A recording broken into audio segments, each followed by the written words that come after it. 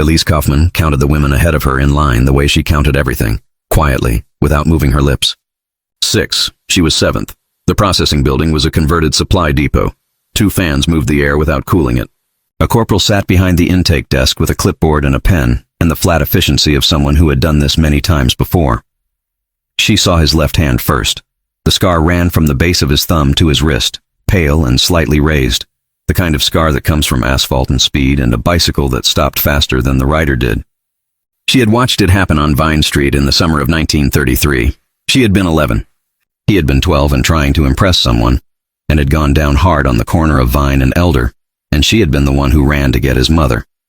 She knew the scar before she knew the face. Then she looked at the face. James Aldridge.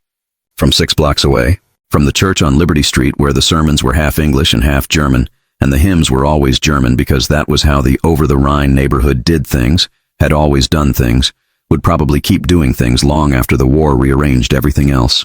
James Aldridge, who had carried her mother's groceries up 3 flights of stairs every Saturday without being asked, who knew 24 words of Cincinnati German that existed nowhere else on earth, who had waved to her from a porch on a June morning in 1936, when her father's truck pulled away from 412 Vine Street and she had pressed her face to the rear window and watched the street get smaller until it disappeared. She had 3 seconds. She used them to decide. The 5th woman stepped away from the desk. The 6th stepped up. Elise looked at the floor and built the wall, not out of coldness, but out of the particular discipline of a woman who has spent 9 years learning that the wrong reaction at the wrong moment costs more than silence ever does. By the time the 6th woman stepped away, the wall was up. Kaufman. His voice. 10 years older, flattened by the military into something clipped and functional, but underneath it the same. The slight pause before the first syllable of a name, as if he was checking himself. She had forgotten that. She had not known she remembered it until she heard it. She stepped forward. She looked at his face and not at his eyes, the way you look at a bright light sideways. Kaufman, Elise. Born Cincinnati, Ohio, 1921. He read it in English. Something about the word Cincinnati made her throat tighten. She had not heard the word spoken aloud by anyone in a very long time. Yes, she said, in English, not German. The word came out before she could stop it, shaped by 10 years of muscle memory from a street where you said yes and not ja, and everyone understood both, but only one of them was home. James looked up. It lasted less than a second. His eyes found her face and moved across it the way you move across a page when you're reading quickly, looking for something specific, not sure where it is. She kept her face still. She was good at still. She had learned still the hard way. Nothing crossed his face that she could name, or nothing that stayed long enough to name. He looked back at the clipboard. He checked the box. Next. She walked through the gate into the women's compound. She did not look back. She listened for her name behind her. Not Kaufman, not prisoner, but the name a boy had called across a fence on Vine Street when he wanted her to come outside. She did not hear it. She found her assigned bunk and sat on the edge of it and put her hands flat on her knees and kept them there until they stopped shaking. He had not recognized her, or he had not let himself. She understood the difference. She had spent the last 4 years in the company of people who had learned that not letting yourself see a thing was easier than seeing it and having to decide what to do. It was a skill. She had it herself. But she had seen his hand shake when he checked the box, just slightly. Just enough. She looked at the ceiling of the barracks and thought about Vine Street in July, the particular smell of it, the sound of German and English trading places in the same sentence, the way the light came through the window of her mother's kitchen in the morning. She thought about the truck pulling away and James getting smaller and smaller on the porch until he was just a shape and then just a street and then nothing. 9 years. And here was the corner of Vine and Elder again, except this time neither of them was moving, and the distance between them was not 6 blocks but something harder to measure. She folded her hands in her lap and said nothing to no one. She was good at that too. If these stories are resonating with you, please leave a like and subscribe to help us bring more of this history to light. Also, I'd love to know which part of the U.S. you're watching from today. Let me know in the comments below. Elise did not test him on the first day. She thought about it. The idea passed through her mind while she stood in the laundry line and again while she waited for soup at the mess table. There were things she could say, things only someone from Vine Street would understand. A phrase from the butcher on Elder, a joke her mother used at church socials, a way of pronouncing Rhineland that only the neighborhood said correctly. She said none of them. Not because she was afraid he wouldn't understand. Because she was afraid he would. James moved through the camp with the same careful economy he had as a boy. Not hurried, not loud. He had the posture of someone who had learned not to waste movement in a room where every movement might matter. She noticed that first, then the pen in his right hand, always clipped to the same angle. Then the way he did not let his attention rest too long on any one face.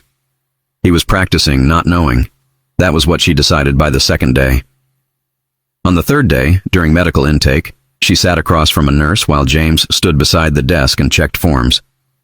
The nurse asked the usual questions. Any pain? Any fever? Any trouble sleeping?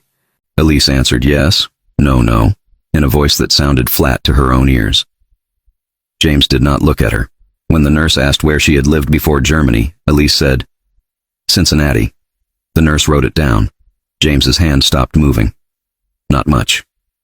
Not enough for anyone else to notice, but Elise saw it. The pen paused above the paper, then continued. He still did not look up. The nurse asked if she had family in the United States. No, it was not exactly true. It was not exactly false either. Her mother was dead. Her father had become a man she no longer counted. The city remained. The people did not.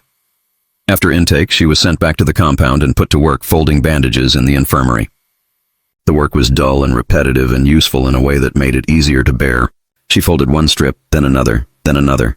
She heard footsteps outside the door and knew without seeing that James had come down the corridor.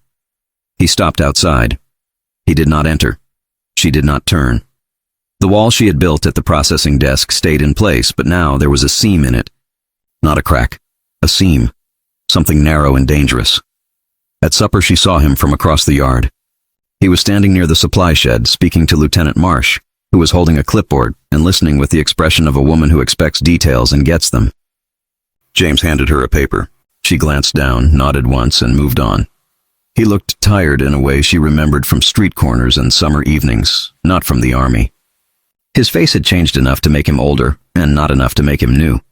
That night she heard one of the women in the bunk beside hers say, "You knew him before?" Elise kept her eyes on the blanket. "No." The woman gave a sleepy hum and turned over. Elise stayed awake a long time. She thought about the scar on his left hand. The bicycle, the way he had carried her mother's groceries without complaint. The way he had stood on the porch in 1936 when the truck pulled away and not said anything because there was nothing a boy could say to that. The next morning she made a decision. It was small. That was why it was dangerous. When the line formed for work detail, James stood at the end with a stack of clipboards. Names were called, boxes were checked. No one looked at anyone longer than necessary. When Elise stepped forward, she waited until he had read the line above hers. Then she said, in a voice just low enough to sound accidental, "You still drop your pencil when you get nervous." He did not move. His hand did not move either. He checked the box. He said, "Move along." It was exactly the right response if he had not heard her. It was exactly the wrong response if he had. Elise walked past him without turning her head.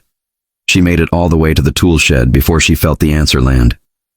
He had heard her, not because he looked at her, because he had gone very still in the second after she spoke, the way a person does when a sound from the past reaches them before the mind can catch up.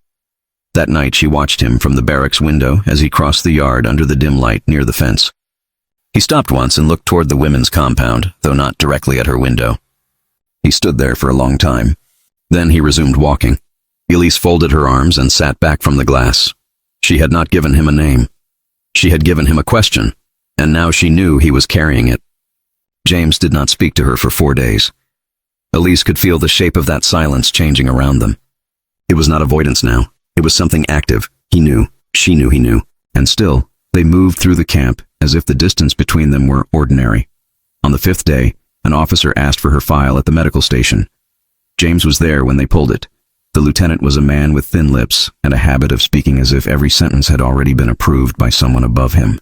He asked where Elise had been born. He asked when she had last been in the United States. He asked whether she had relatives in Ohio. Elise answered only what she had to. James stood beside the desk and said nothing. The lieutenant leafed through the papers. "Cincinnati birth record," he said. "Returned to Germany as a child. Civilian nurse. No political affiliation on record. Interesting background." He said interesting the way some men say suspicious without using the word.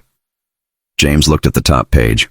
Then, before the lieutenant could close the file, he saw the address. 412 Vine Street. It was typed in black ink, small and clean. James's mouth tightened. Not much. Enough. Elise saw it happen. He knew. Not vaguely. Not as a shape. He knew the street. He knew the house. He knew exactly how close it had been to his own. 6 blocks. 8, if you took the longer way around the church. It did not matter. Everyone from that neighborhood knew the map without needing to think. The lieutenant was still talking. If her record checks out, she stays in the infirmary. If not, we move her to the labor detail. James said, her record checks out.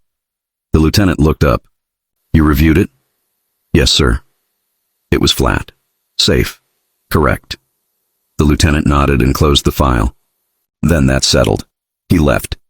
The room stayed the same after he was gone. The table, the lamp, the smell of paper and disinfectant. But the air had shifted. James kept his eyes on the folder. Elise said nothing. He picked it up again, slowly, and looked at the address one more time. WWII Vine Street. Then he put it down with more care than before. He turned and walked out of the medical station without looking at her. Elise remained still for a long time. Not because she was afraid of what he would do. Because she had just seen the thing she had been waiting for. Recognition. Not the warm kind. Not the dramatic kind. The hard kind. The kind that settles into a man and stays there because it has nowhere else to go. That evening she folded bandages with hands that no longer shook. The next morning James passed the infirmary door carrying a stack of forms. He did not enter. He slowed for half a second, just enough for Elise to know the pause was intentional. Then he kept walking. That was his answer, not a word. Not yet, but it was no longer nothing. At lunch she found Lieutenant Marsh in the corridor outside the kitchen. She had a practical face and a way of looking at people that suggested she had already measured them against whatever problem they were carrying. Elise stepped aside to let her pass, but the lieutenant stopped. You know the corporal? She asked. Elise looked at her carefully. No, ma'am. The lieutenant held her gaze a beat too long for coincidence. Then she nodded once. Good. That was all. She walked away. Elise stood where she was and let the words settle. Good. Not I know you know him. Not I know something is happening. Just good. The sort of answer that tells you someone has noticed more than they are saying and has chosen not to make a problem out of it. That night James was not at the fence line when she looked. He was at the infirmary door. She saw him through the open frame while she carried folded towels to the shelf. He was holding a medical form in one hand, waiting for a signature. A real reason. A legitimate one. He knocked once. Come in, Elise said. The room was empty except for them. James closed the door behind him and stood there for a moment with the paper in his hand. He did not speak. Elise looked at the form. What is it? Transfer note, he said. For the betting inventory. I need your initials. He handed it to her. She took it and saw that the form was already signed by 2 others. The last line waited for hers. She initialed the paper. Neither of them moved. Then, very quietly, Elise said, You knew. James did not answer at once. He looked at the floor, then at the shelf of folded towels, then back at her face. Yes, she had expected that answer. It was still harder than the silence. When did you know? She asked. At the desk, not all of it. He swallowed once. Enough. Why didn't you say anything? His eyes flicked toward the door and back. Because I didn't want to hear it out loud. Elise nodded slightly. That made sense. Too much sense. Did you think I would say something? No. Why not? James's face changed, just a little. The answer had cost him something. Because if you had wanted to, you would have. Elise looked at him then, really looked. He was older, yes. Tired, yes.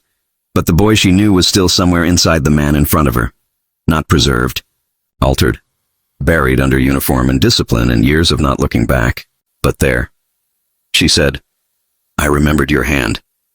He looked at his left hand as if he had forgotten it was there. The scar, she said. He gave the smallest nod. You fell off your bicycle on Vine Street and cried because you thought your mother would make you stop riding. He almost smiled. Almost. You told on me, he said. I did not. You told my mother I'd broken the brake cable. I saved you from lying to her badly. That was the first thing either of them had said that belonged entirely to the old neighborhood. James let out a breath he had not meant to show. Elise saw him working not to say more than he should. She was doing the same thing. Do you remember the church basement? She asked. He glanced up. The orange soda? And your cousin getting sick on the hymn books. He closed his eyes briefly. My mother never let us live that down." For the first time since she had seen him at the desk, Elise felt the wall move. Not fall, move. It was enough. James stepped back toward the door. "I should go." Elise nodded. Then, before he opened it, she asked, "Do you still know the route to Elder Street from the alley behind the bakery?" He looked at her for a long second. "Yes," he said, and then he left. Elise stood alone in the infirmary and listened to his footsteps fade down the corridor. She had not expected warmth. She had expected the harder thing, and now she had it. James came back the next afternoon. He had the same paper in his hand, but Elise knew before he spoke that the form was only the excuse. He stood in the doorway with the heat behind him and the smell of dust on his uniform, and looked at her as if deciding how much of this was allowed to exist. "You have a minute?" he asked. Elise nodded. He closed the door. This time he did not wait by it. He came in far enough to stand beside the table, not across from her, not too close either. That bothered her more than if he had moved directly into her space. It meant he understood distance. It meant he was measuring it on purpose. "I read the address again," he said. Elise said nothing. 412 Vine Street. "Yes." He looked at the paper in his hand, though he was not reading it. "I stood outside that house half a dozen times and never thought I'd see it written on a military form in Tennessee. It was still the same number." He let that sit. "Your father sold the hardware store before you left." Elise looked up at him sharply. He gave a brief nod. "My mother talked, everybody talked. She said your father thought Germany was going to fix everything. It was never going to fix anything." "No," James said. It wasn't. The certainty in his voice mattered. More than she wanted it to. She folded the towel she had been holding and set it on the table. "Did you think I would have said something at the desk if I had recognized you first?" James answered carefully.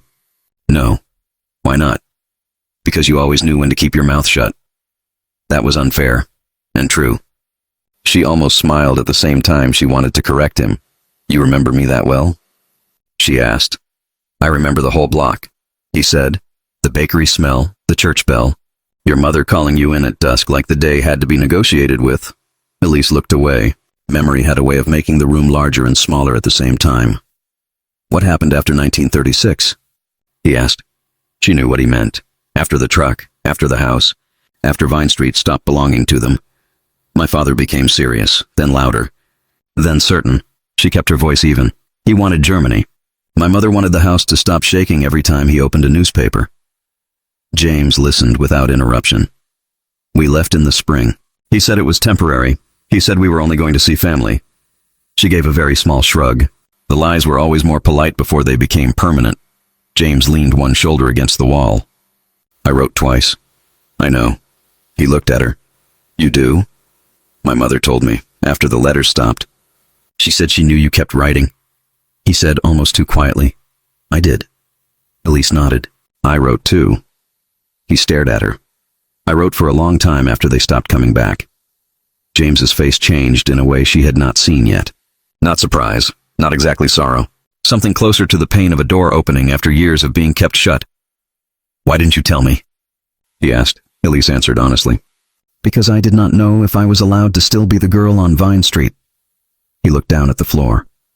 When he spoke again, his voice was rougher. "You were." It was such a simple sentence that it nearly undid her. She turned to the shelf and pretended to straighten a stack of folded cloths she had already arranged twice. James waited. Then he said, "My mother kept your last letter." Elise turned back. "It was the one about the church picnic, and the flood on Elder Street, and your mother's apricot cake." He gave a tiny, strange smile. "She kept it in the top drawer with the tax papers." Elise laughed once before she could stop herself. It came out more like a breath than a sound. James looked relieved by that, which made her want to laugh again. For a moment, neither of them spoke. Then Elise said, "Your mother hated your handwriting." He blinked. "She told you that?" "She told everyone." He shook his head with a look of private surrender. "That sounds like her." The door rattled once from a gust of air outside. Neither of them moved toward it. "What happens when you go back?" Elise asked. James looked at the paper in his hand again and then set it on the table. "I don't know. You could stay." The words surprised even her. She had not meant them as an invitation. They came out as a fact from a place beneath thought. James looked at her, but he did not answer right away. "I mean," she said, and then stopped because she had said too much. He did not make it harder. "Stay where?" "In the neighborhood." He almost smiled. "You think there's still a neighborhood?" Elise thought of Vine Street, of how everything had changed, and yet some corners likely still smelled the same in the summer. "There is always a neighborhood somewhere." James let out a short breath through his nose. "That's a very Cincinnati thing to say." "It is." He looked at her for a long time after that. Long enough that she understood they were standing at the edge of something neither of them knew how to enter without damaging it. At last he picked up the form, folded it once, and put it in his pocket. "I should go," he said. Elise nodded. He paused at the door and looked back. "You still remember the route to Elder Street?" She met his eyes. "Yes." "Then you'll know the shortest way to your mother's church if you ever need it." Elise did not answer. She didn't trust the answer to be simple enough. James opened the door and stepped back into the heat. She stood in the infirmary and listened to his footsteps disappear. Then she sat down very carefully in the chair he had stood beside and kept her hands in her lap for a long time. Elise noticed the shift before anyone said anything about it. It was small at first. The way James was assigned to the infirmary door more often than the yard gate. The way Lieutenant Marsh started bringing forms herself instead of sending a runner. The way nobody asked questions about the times James and Elise were in the same room with a legitimate reason for being there. That was how the camp worked. Not with permission, with tolerance. On the morning the papers arrived, James was already at the desk. Elise had been sent to the medical station to sign a transfer sheet for bandage inventory. Lieutenant Marsh stood beside him, one hand on the file, the other resting on the back of a chair. She looked from Elise to James and then back again. "Your file is in order," she said to Elise. "Birth record, civilian work history, no security concerns on paper. A beat. You will remain in the infirmary unless that changes." Elise nodded. Lieutenant Marsh slid the folder toward James. "And you will sign the recommendation that she stays on light duty until repatriation review." He read it once. Then again. Elise watched his face. It was the kind of paper that mattered because it did not look like much. One signature, one recommendation, one sentence on a form. But in a camp like this, that sentence was a door. James signed it. Lieutenant Marsh took the form, checked the bottom line, and nodded once. "Good," she said. It was the same word she had used before. Elise looked at her then and understood, with a clarity that felt almost unfair, that the lieutenant had known all along. Not the details, but enough. She had seen two people from the same street trying not to be what they were, and she had decided not to interfere. After she left, James folded the pen cap back on and set it down very carefully. "You didn't ask?" Elise said. He looked at her. "Ask what?" "Whether it mattered." "It matters," he said. The answer was immediate, almost impatient, like he was offended by the possibility that it wouldn't. Elise looked down at the form. Her name, his signature, the camp stamps in black ink. "It doesn't change what I am here," she said. "No," he said. "But it changes how they treat you while you're here." That was more than enough. She knew it and disliked that she knew it. He slid the form into the folder. They reviewed the medical logs. "You're due to be moved to the West Transport list in 2 weeks. Elise kept her face still. And then someone decides where Germany thinks you belong. Germany, not home. Not yet. She heard what he did not say. He was not promising anything. He was stating the shape of the road ahead and leaving the rest where it was. After the transfer sheet was filed, there was no reason for him to stay, but he did. He leaned against the desk, looking at the window instead of at her. "I got a letter from my mother." Elise waited. He drew it from his pocket and held it without unfolding it. "She says the neighborhood still argues about everything, the streetcar, the church repairs, whether the bakery should stay open on Sundays." Elise let out a breath that was almost a laugh. "Of course they do." He looked at her. "She says Mrs. Danner still keeps 2 kinds of sugar in separate jars. She always did. She says your mother's cake recipe still gets asked for at church suppers." Elise turned her face slightly so he wouldn't see it. It was a mistake. The feeling was too old for the room. "My mother would have liked that," she said. James did not answer immediately. Then he said, "Mine still says she expects you to come home and complain about the weather like everyone else." Elise smiled before she could stop herself. "I never complained about the weather." "You complained about everything else." "That is not true." He looked at her for a long moment. "It is." She should have denied it. Instead, she let the silence stretch. Then James said, quieter, Do you remember the butcher shop on Elder? Yes. The man with the missing finger. The one who always gave us candy if we brought back his crate lids. That's the... I should have too, she said. He looked at her as if the answer had surprised him. At the desk, she said.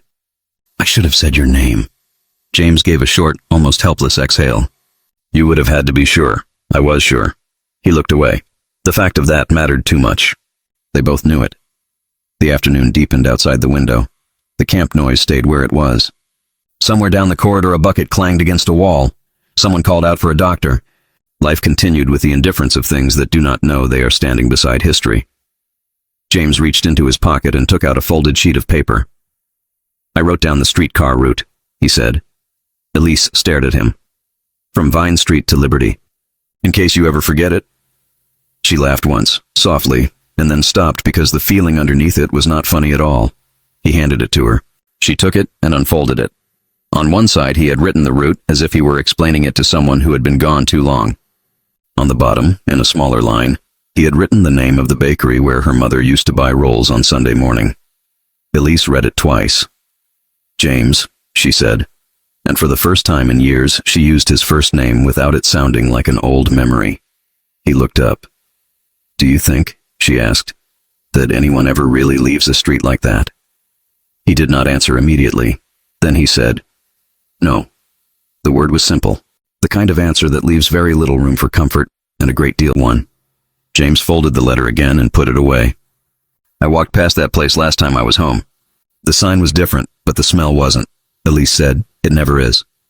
He nodded once. There was a knock on the door. A corporal entered with a stack of records and set them on the desk without looking at either of them long enough to make it odd. James straightened and took the top folder. Elise recognized the motion. The room had returned to itself. Official. Efficient. Safe. But not entirely. Because when the corporal left, James did not leave with him. He stayed until the quiet settled again. Then he said, I have to tell you something. Elise looked up. He was not looking at her yet. He seemed to be choosing the floorboards as if they had the answer written on them. When I saw your name at the desk, I knew the street before I knew your face. He paused. Not all of it, not at first, but enough. Elise did not move. I spent the first day trying not to think about the last time I saw your mother packing the truck. His voice was low, and the part I keep coming back to is that I didn't say anything. I stood there and watched you go, and I didn't say anything because I didn't know what the right words were. There weren't any, Elise said. I know that now. She looked at him carefully. That is not what you mean. He glanced up then, and there it was. The thing beneath the carefulness. The old boy from Vine Street, not all the way gone, not all the way hidden. No, he said. It isn't. Elise waited. I mean that I should have tried anyway. The sentence sat between them with a kind of plainness that made it hard to argue with. He was not asking forgiveness. He was not making himself noble. He was simply telling the truth as it had become visible to him. Elise considered that. For truth. Elise folded the paper and slipped it into the pocket of her apron. James picked up the folder from the desk. I should go before someone decides to wonder where I am. She nodded. At the door he paused, his hand on the latch. When you leave, he said, write. It wasn't an order. It wasn't even quite a request. Elise met his eyes. I will. He nodded once and went out. She stood alone in the infirmary for a long time after the door closed. Then she took the route sheet from her pocket and looked at it again, not because she needed directions, but because she needed proof that something from home still knew how to find its way into her hands.